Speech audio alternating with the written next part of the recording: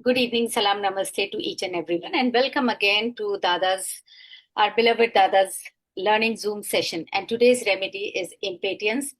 In fact, Dr. Bag's first flower essence and his own type remedy. So now many people of us must be asking, what is type remedy? तो ये भी एक session लेना बाकी था, if you remember, Dr. Sonal. So very soon we will be taking this where we will be understanding the type personality remedies, the helper remedies, and the current emotional problem remedies. So दिखने में ये सिर्फ 38 लगती हैं, with a combination 39 लगती हैं, but in itself it's a huge thing, because all those 40 plus emotions will overlap each other, not even making us understand कि हमारी type remedy क्या है. जो अभी हमको अपनी type remedy लगती है, that is current emotional problem remedy. The type remedy is what we were born with. Right, it can be connected to our DNA, it can be connected to our emotions, connected to our parents, to our mothers, जो हमारे mother wound से आया हुआ होता है. But type remedy निकालना इतना आसान नहीं है. So let's first do the impatiens remedy, जो आज की हमारी रेमेडी है. And I welcome doctor Sonal Devalia, our own RJ, to start with the remedy. Ma'am. Ma'am, thank you so much. इतना अच्छा इंट्रो दिया आपने इम्पेटेंट का, और स्पेशली बैक फ्लावर में टाइप रेमेडीज और पर्सनालिटी रेमेडीज हम जिसे बोलते हैं, या हेल्पर रेमेडीज या सिचुएशनल मेडिसिन हम जिसको बोलते हैं। यहाँ पे भी हमें deep acting medicine, superficial acting medicine, कभी कभार कुछ ऐसी मेडिसिन होती है जो टाइप भी होती है, सिचुएशनल सिचुएशनल भी होती है। तो बहुत सारा चीज है उसमें। लेकिन सबसे ज्यादा हम फोकस करेंगे इम्पेटिएंट मेडिसिन पे, जो दादा की वन ऑफ फेवरेट थी। और जब मैं फर्स्ट टाइम दादा से मिली थी और मुझे बैकफ्लावर के बारे में कुछ भी नहीं पता था, तब दादा ने मुझे इम्पेटिएंट दी थी। तो तब मुझे नहीं पता था मेरे, क्योंकि अभी भी मेरी आदत है, मैं बहुत ज्यादा जल्दी बात करती हूँ। I am very hasty. और जब भी मैं बात करती हूँ फोन पे, तो इधर उधर चलना। तो दादा जब फोन पे बात करते थे तो बोलो कि एक जगह बैठ जाओ तुम शांति से, पहले तुम शांति से सांस ले लो और फिर बोलो, धीरे धीरे बोलो। तो तब उस टाइम पे सिचुएशन मेरी ऐसी थी, हम एग्जाम्स दे रहे थे, तो वी गेट वेरी ओवरवेल्म्ड, और फिर वो पेस आ जाता था। तो इम्पेटिएंट मेडिसिन और इम्पेटियंस मेडिसिन, कोई भी आप उसको प्रोनाउंस कर सकते हो, लेकिन वो एक बहुत ही इंपॉर्टेंट मेडिसिन है। बिकॉज इम्पेटिएंट मेडिसिन का पर्सनालिटी कैसा होता है, वो इंसान, वो टाइप कैसा होता है कि उसका जो दिमाग होता है ना, वो 10x की स्पीड से चलता है। मतलब कि आप और हम अगर 2x या 4x की स्पीड से चलते हैं, तो वो उसका दिमाग जो है, ठीक है, उसकी थॉट प्रोसेस है, वो पूरा हमसे 4 या 5 गुना बहुत ज्यादा होता है। तो इट्स अ बून, एक वरदान है उसके लिए, कि एक शब्द आ गया उस इंसान के दिमाग में, और there are like lots of ideas. बस उसके दिमाग में एक वर्ड आ जाना चाहिए, जैसे कि उसको कोई स्टार्टअप करना है, ठीक है, तो उसके दिमाग में आइडियाज आ गए, और then there are pile of dominoes की फिर आते जाते हैं। इधर से आइडिया आया, इधर मुझे ऐसे करना है, मुझे वैसे करना है, मैं फटाफट ऐसे कर दूंगा, वैसे कर दूंगा। तो वो 10 मिनट्स में बस उसको एक आइडिया स्ट्राइक करना चाहिए, और 10 मिनट्स में उसका पूरा लेआउट तैयार हो जाता है कि उसको करना क्या है। ठीक है, तो they are impatient people, it's a boon, ये उनके लिए वरदान है। इसीलिए जो इम्पेटिएंट पेशेंट, जो पर्सनालिटीज होती है, दे आर ओवर अचीवर्स। ठीक है, they are CEOs, they are group leaders. उनकी लीडरशिप पर्सनालिटी बहुत अच्छी होती है, क्योंकि they can think very easy. Just a second, जो इसीलिए मैं बहुत ज्यादा जल्दी बोलती हूँ। तो एक आइडिया उनके दिमाग में आ गया, और यहाँ से शूट, यहाँ आइडिया, वो कर लूंगा, वो कर लूंगा। तो ये that's why they are CEOs, they are over achievers. तो उनकी जो स्टेज होती है, तो वो एक बहुत बड़ी पोस्ट पे होती है। तो इट्स अ बून, तो ये एक बहुत अच्छी बात है, एक वरदान है उनको लिए। लेकिन प्रॉब्लम कब आती है कि impatient people not just think fast, they act fast. Problem वहां पे आती है कि चलो आपने सोच तो लिया, लेकिन जब आप इम्पल्सिवली उस पर एक्ट करने लगोगे, तब प्रॉब्लम बढ़ेगी। जैसे मैंने बोला ना स्टार्टअप के बारे में, उसको फटाफट से आइडिया आ गया, लेआउट तैयार हो गया 10 मिनट में, और वो कल जाके तुरंत ही यहाँ से फ्रेंचाइजी ले ली, यहाँ से कुक उठा लिए, ये जगह चूज कर लिया, ऐसा इंटीरियर कर लिया, और एक हफ्ते में पूरा चीज उसने सेट कर दिया। ये सिर्फ एक एग्जाम्पल दे रही हूँ। प्रॉब्लम ये है कि वो कभी भी कॉन्सिक्वेंसेस, कभी भी वो सिचुएशन को वे नहीं करता, कभी भी उसके प्रॉन्स क्या है, उसके कॉन्स क्या है, कभी भी उसके बारे में नहीं सोचता। उनके लिए just think fast and act immediately, they act impulsively, और देर आर मोर चांसेस कि वो फेलियर में जा सकते हैं, सक्सेस फेलियर में जा सकते हैं। देर आर चांसेस कि उनका जो भी उनका आगे प्रोजेक्ट है या फिर उनका स्टार्टअप है, तो नेम द पर्सन, तो वो आगे जाके कोलैप्स होता है। So they get into a depression and they get into first frustration and then insomnia and irritability. तो ऐसी छोटी छोटी चीजों में आइडियाज फटाफट आते हैं, they act, but there are chances कि आगे जाके वो फेल हो सकते हैं because they act without thinking. ठीक है, तो ये एक प्रॉब्लम है। दूसरा इम्पेटियंट लोगों के साथ प्रॉब्लम ये होता है कि they get very frustrated. Frustrated मतलब कि उनका दिमाग 10x की स्पीड से चल रहा है, लेकिन उनके जो साथी लोग हैं, उनके जो जूनियर्स हैं, उनके एसोसिएट है, उनके असिस्टेंट है, उनके बच्चे हैं, ठीक है, तो वो नॉर्मल पेस पे है। ऐसा नहीं है कि दे आर स्लो, ठीक है, पर उनकी पेस से नहीं है, तो they get very frustrated. Frustration की वजह से दो तीन चीजें हो सकती है। पहली कि भाई तुम हटाओ, सारा काम मुझे करने दो, तुम निकलो यहां से, तुम्हारा काम नहीं है, ठीक है। तो they tend to get things get done by their own. सारी चीजें पूरा बस मुझे ही करना है, तुम जाने दो, तुमसे नहीं होगा, ठीक है। तो they get very burn out. तो सारी ओवर अचीविंग की वजह से और सारी चीजें अपने आप करने की वजह से वो जल्दी थक जाते हैं। फिजिकली जल्दी थक जाते हैं, मेंटली थक जाते हैं, क्योंकि उनको प्रॉब्लम यह है कि उनको सारी चीज फिर अपने से करनी है, ठीक है। तो they tend to get very lonely. तो वो हमेशा एक अकेले टाइम पे काम करना प्रेफर करते हैं, क्योंकि वो लोगों की पेस से मैच नहीं कर पाते, ठीक है। दूसरा कि या तो दिल स्नैप, ठीक है, वो सामने वाले लोगों को, उसके जूनियर को डांटेगा कि ये कोई तरीका होता है, तुम इतनी जल्दी नहीं। They don't get well with delays. उनको कोई भी काम में अगर उसको डिले हुआ तो उसको बिल्कुल नहीं चलेगा, ठीक है। वो कभी किसी लाइन में वेट नहीं कर सकते, तो वो लाइन में जो इंसान फटाफट अरे भाई जल्दी आगे जाओ ना, तो दिस इज इम्पेटिएंट, ठीक है। तो वो झगड़ा करने लगेंगे, ठीक है। उनको डिलेज पसंद नहीं है, उनको कोई लाइन में खड़ा रहना पसंद नहीं है। वो इतने ज्यादा इम्पेटियंस, और उसकी वजह they get frustrated, they get irritated and they snap. मतलब कि फट जाते हैं। जहां पे जिस किसी इंसान पे फट जाते हैं, उसको इतना बड़ा बुरा भला से, ऑब्वियसली कोई ऐसा इंसान है तो उसके साथ no one will get along, no, उसके जूनियर्स, उसके एसोसिएट्स, उसके बच्चे, कोई भी एम्पायर, तो दे गेट लोनली, ठीक है। तो डॉक्टर एडवर्ड बैक की जो 7 ग्रुप्स है, उसमें लोनलीनेस में इम्पेटियंट है। तो Yes. आपने कभी सोचा भी नहीं होगा कि इम्पेटियंट जैसी मेडिसिन, इतनी फास्ट एक्टिंग, इतने इतना achieve, they are achievers, they are builder of societies, how they get alone? This is why they get alone. एक तो पहले Emotional. खुद से काम करना नहीं, ठीक है, Exactly. साइड से लेकर, हाँ, तो खुद से काम करना है कि भाई तुम जाओ, मैं मुझे काम करने दो, तो लोग भाई जाओ करो तुम, हमको क्या है, ठीक है। और दूसरा कि वो फट पड़ते हैं दूसरों पे, ठीक है। तो ये देर आर मेनी थिंग्स के ये अकेले रह जाते हैं। प्रॉब्लम ये है कि वो जो अंदर फ्रस्ट्रेशन, इरिटेशन जो रहती है, वो उनके लिए प्रॉब्लम बन जाती है। तो they get always stiff neck, stiff back. तो ये टेंशन, मसल टेंशन जो रहती है। दूसरा कि they get tend to get tension headache, क्योंकि दिमाग उसका 10x की स्पीड से चलता है, दे नेवर गेट रेस्ट, ठीक है। तो 10x की स्पीड से चलता है, तो टेंशन हेडेक्स रहते हैं पेशेंट को। Insomnia is very prominent in this patients. और हाई ब्लड प्रेशर, क्योंकि वो पूरा एकदम फ्रस्ट्रेशन रहता है अंदर। तो ये कुछ चीजें हैं कि इम्पेशेंट, अगर आपको ये सारी चीजें दिखती है और इम्पेटिएंट पर्सन है, तो आप उसको दोगे, तो मुझे लगता है कि उसको फायदा होगा। For the rest तो of the इम्पेटिएंट वैसे तो for the rest of the people, yes. बीच में एक चीज बताती हूँ। When Dr. Sonal was pregnant with the child, so हम्म, ये बहुत जल्दी थक जाती थी, कि है ना, मैं थक गई हूँ, एग्जॉस्ट हो गई हूँ फिजिकली एंड मेंटली। उस वक्त दादा थे, तो दादा ने, मैंने कहा दादा हॉर्नबीम और ऑलिव देने की सोच रहे थे, तो दादा बोले इसको कुछ मत दो, इसको सिर्फ इम्पेटियंस दे दो तो अपने आप रिलैक्स हो जाएगी। So most of the time what happens कि हमको लगता है इंसान फिजिकली एंड मेंटली एग्जॉस्ट हो गया है, हॉर्नबीम चाइना दे दो, साथ में ऑलिव दे दो, वो दे दो, but her type remedy is impatiens. So we had thought of impatiens. कई बार ऐसा होता है, और उस वक्त प्रेगनेंसी में कैसा होता है, she had started feeling lonely also, कि इधर इतना सारा काम, घर का भी काम, and of course when we are pregnant we are always tired, so there were a lot of things, so we need to understand। एक बोलते हैं ना, जनरल प्रैक्टिशनर जरूरी होता है आपकी फैमिली के लिए।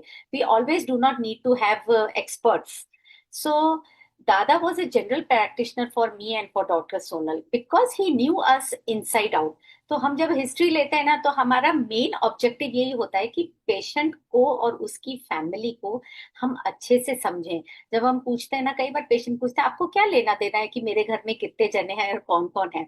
It is important, it is very important, because half of the thing we जज कि घर में इतने सारे जने हैं, तो इतने सारे जनों में से किससे पटरी होगी और किससे नहीं पटरी होगी।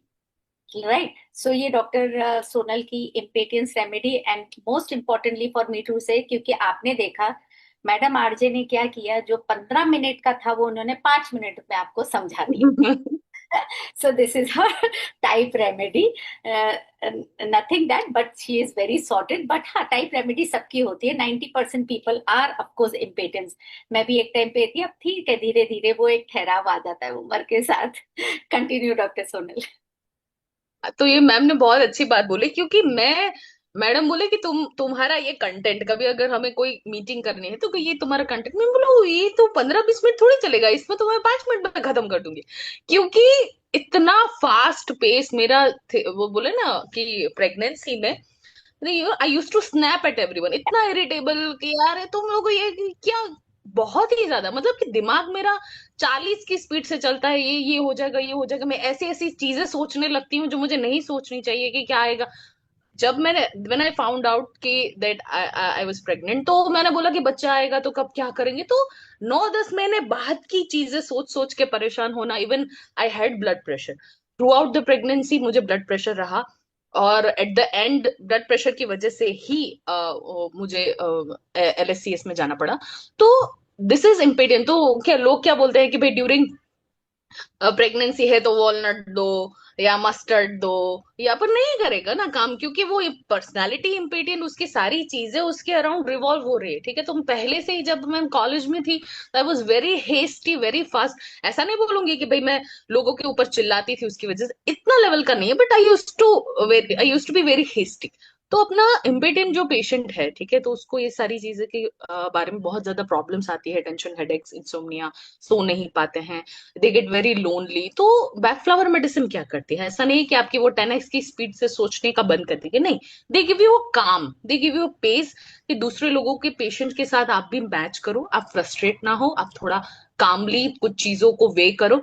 ठीक है, तो दिस इज हाउ। और इम्पेटियन मैडम ने बहुत सारे कॉम्बिनेशन बनाए हैं इम्पेटियन मेडिसिन के साथ।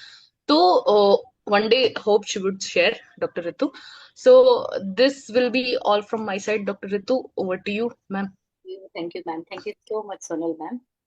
Yes, so we had a wonderful insight about impatience as a remedy. So now let's have some insight about the plant itself.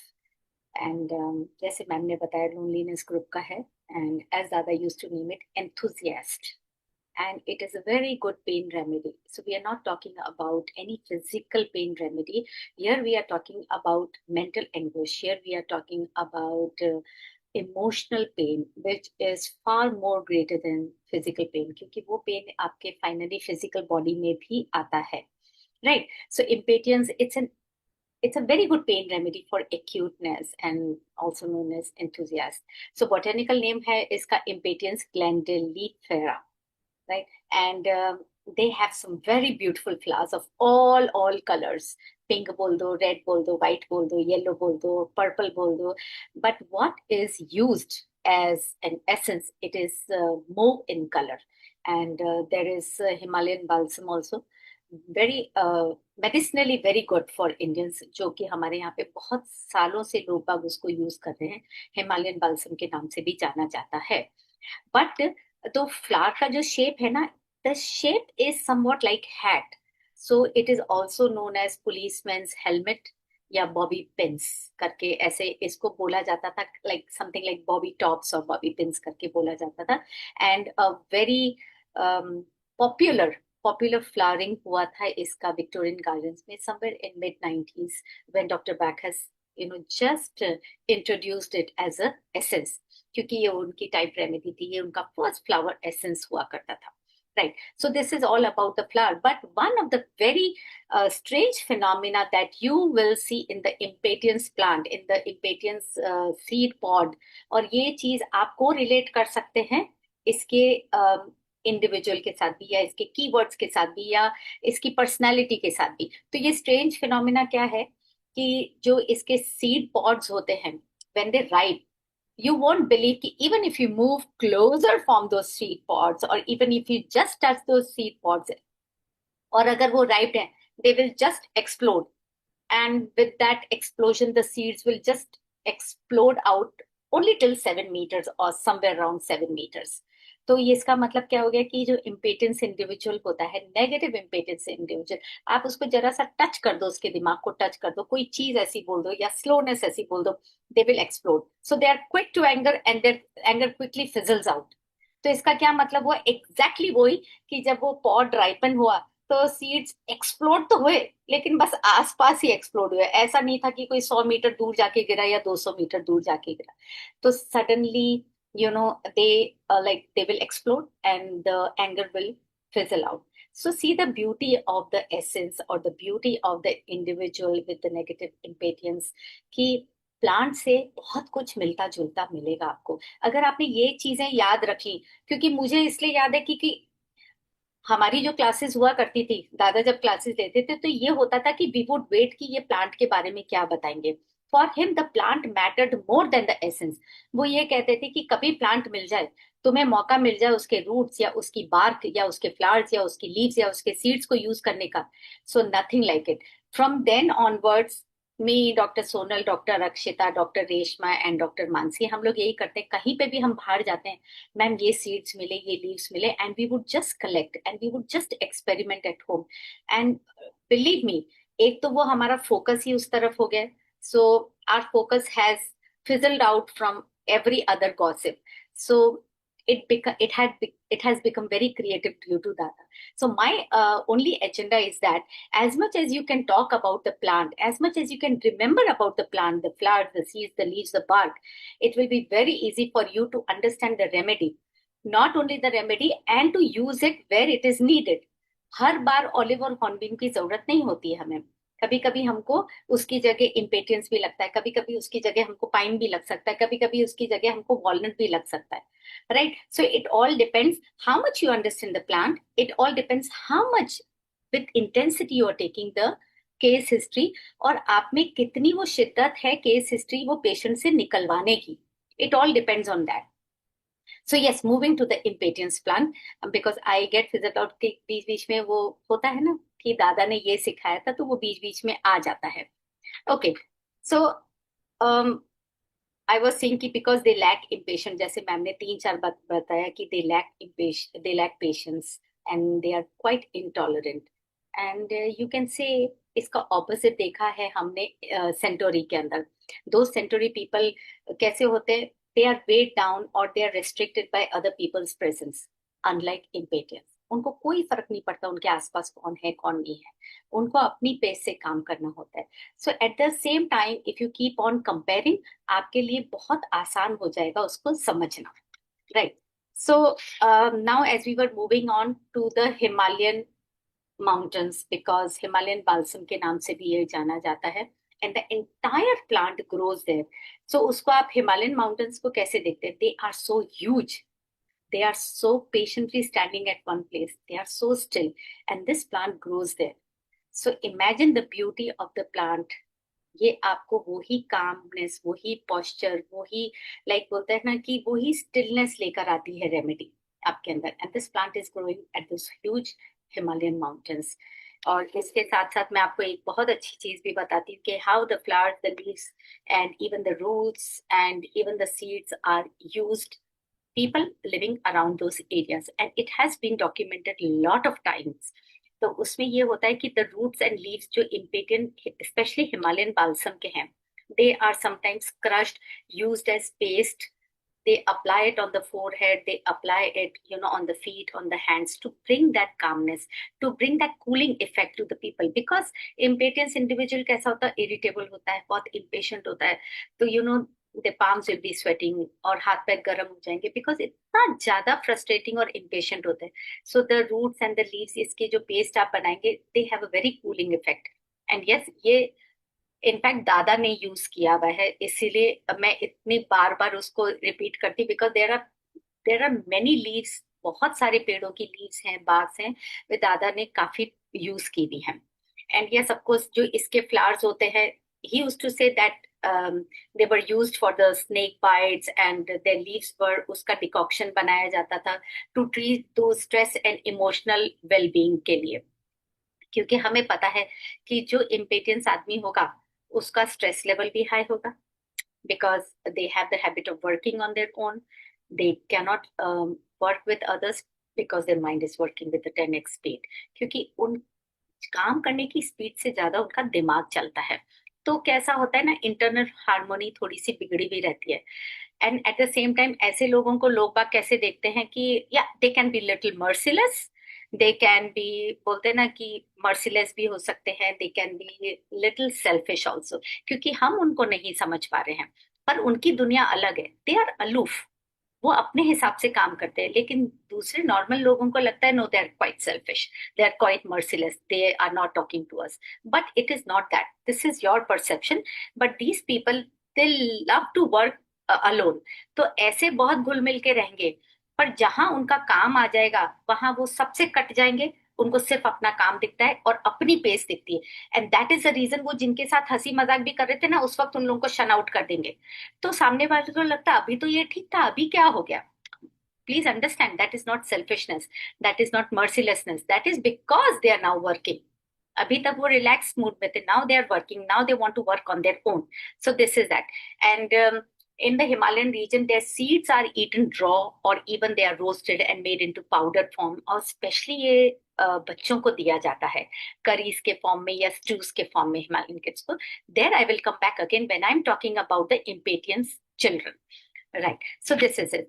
And now another thing, एक दादा ने बताया था एलिलोपैथिक कंपाउंड होता है इसके अंदर, it is found.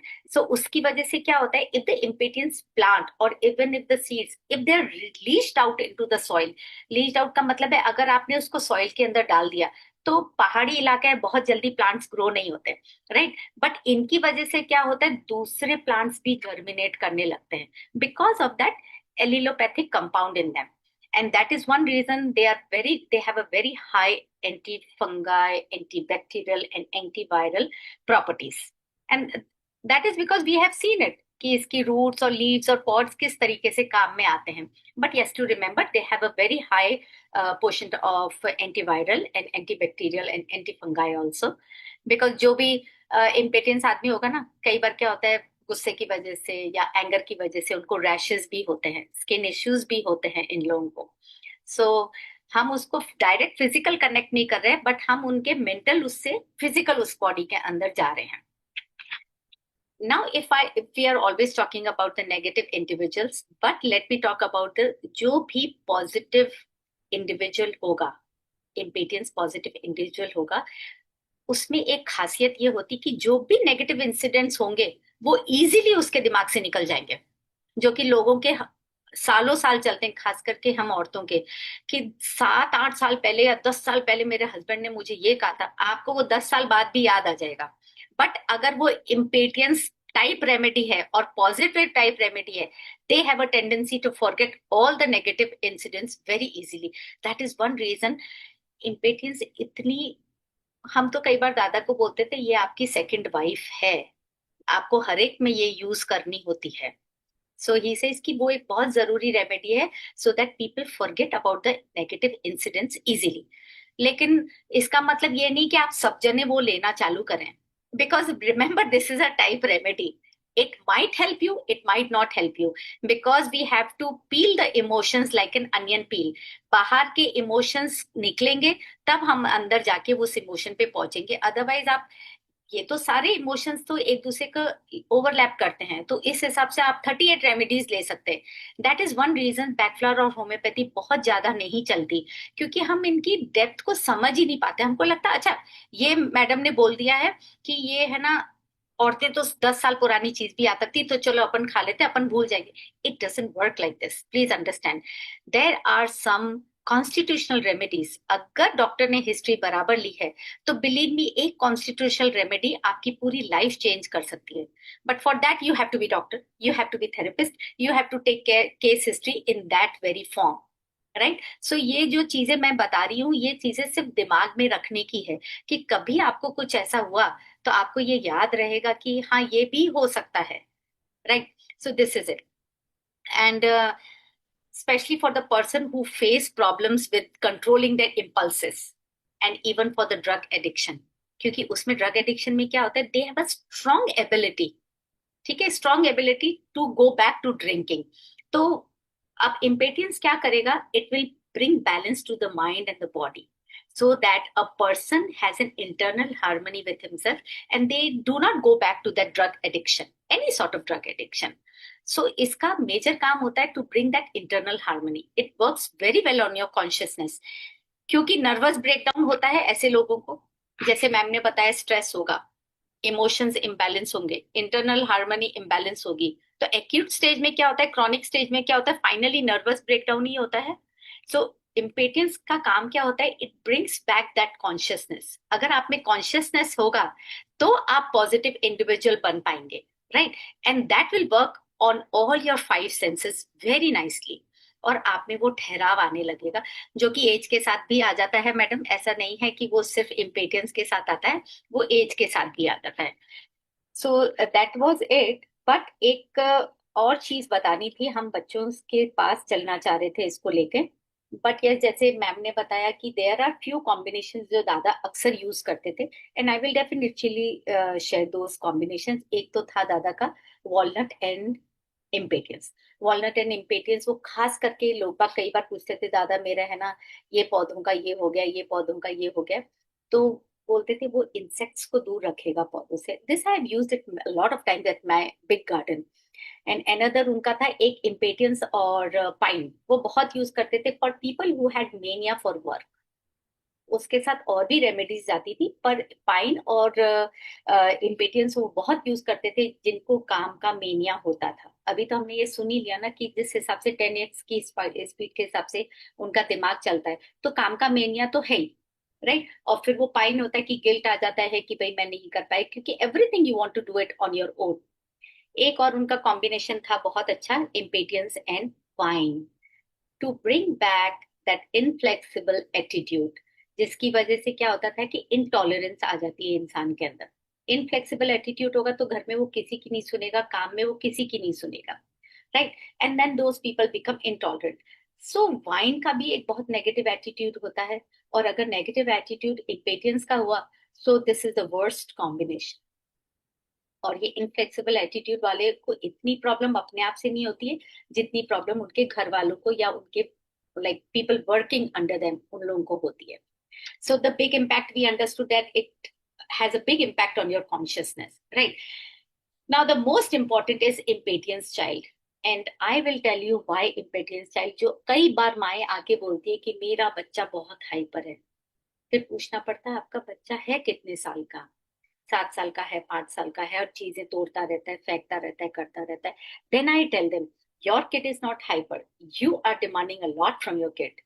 Late me tell you, बच्चे 8-9 साल तक के होते हैं, अभी क्या हो रहा है उनकी बॉडी में, उनकी मेंटल ग्रोथ हो रही है, उनकी फिजिकल ग्रोथ हो रही है, उनकी कोर मसल्स, उनकी back muscles, they are growing, they are in a growing phase. और आप उनको 45 मिनट एक जगह पे बैठाते हैं, आपको समझ में आ रहा है उनकी कोर मसल्स है, उनकी बैक मसल्स हैं कितनी वीक है। तो वो फिजिटी क्यों होते हैं, क्योंकि वो दर्द करने लगते हैं। वो खुद समझा नहीं पाते हैं बच्चे आपको कि मेरा है ना ये दर्द हो रहा है। जब बच्चे बोलते हैं ना मेरा पेट दर्द हो रहा है, वो पेट दर्द नहीं होता है आधा टाइम, वो कोर मसल्स दर्द होती हैं, वो बच्चों की बैक दर्द होती है, जिसकी वजह से वो एक जगह नहीं टिक के बैठ सकते, और हमको लगता है बच्चा हाइपर है। बिकॉज हम वो ऊपर का खेल देखते हैं कि, और वो कंपेयर करते उसकी बच्ची, वो लड़की कितनी सीधी बैठी। Girls do not grow that fast as boys grow.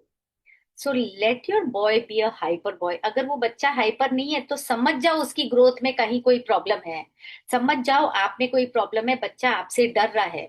बच्चे कभी भी एक जगह पे नहीं बैठते हैं, लेट देम बी हाइपर। आपने नोट किया होगा वो पेंसिल से फिजिटिंग करते हैं, पैर हिलाते रहेंगे, इधर उधर किसी को मारते रहेंगे, क्योंकि उनके हाथ पैर को थोड़ी देर बैठेंगे ना तो दर्द होने लगेंगे। So let them. And when we are talking about sensory, even the sensory is developing. उसमें कैसा होता है, स्मेल है, टच है, नॉइज है, ये सारी चीजें उनको इरिटेट कर रही हैं। They are trying to understand कि ये किस किस तरह की नॉइज है, या कि ये किस तरह की स्मेल है, या किस तरह का टच है। तो वो हाइपर होते हैं उसमें, वो बार बार चीजों को छू के देखते हैं। आप कभी भी नोट करोगे ना, बोलते हैं कि don't touch like this, it doesn't look good. Don't do like that, try to make them explain कि ये बैड टच गुड टच की कहानी नहीं हो रही है इधर।